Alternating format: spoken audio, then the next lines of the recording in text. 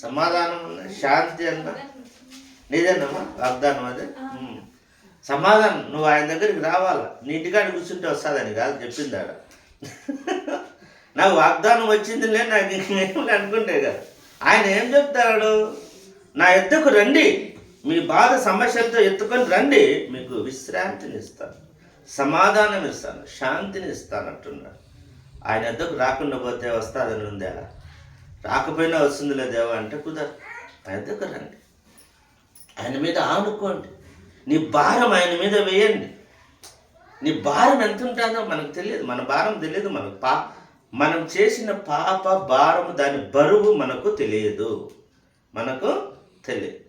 ఈ మాట ఒకటి చెప్తా అంటే, ప్రయాసపడి భారం మోసుకుని నా దగ్గర రండి అని చెప్తే ఒక అన్నిళ్ళు వచ్చినారంట. యాడ్రా మీకు బరువుండేది, మీ యాడ్రా మీరు పాపం చేస్తారు, మీకు బరువు తెలిసేది అంటే, మళ్ళీ ఆ సేవకుడు చెప్పినాడంట, నాయన చచ్చిపోయిన శవం మీద 10 కేజీలు పెడితే బరువు తెలుస్తుందా నాయన అంటే, తెలుసు అన్నాడు.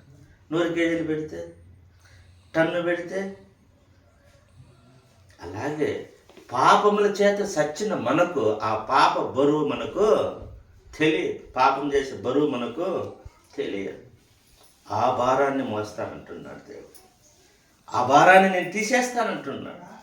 కాబట్టి నువ్వు దేవుని యందు నిరీక్షణ కలిగి ఉంటే నీకు రెండో విషయం ఏమంటే పూర్ణ శాంతి ఇస్తానని దేవుడు చెప్తా ఉన్నాడు. యోహాను రాసిన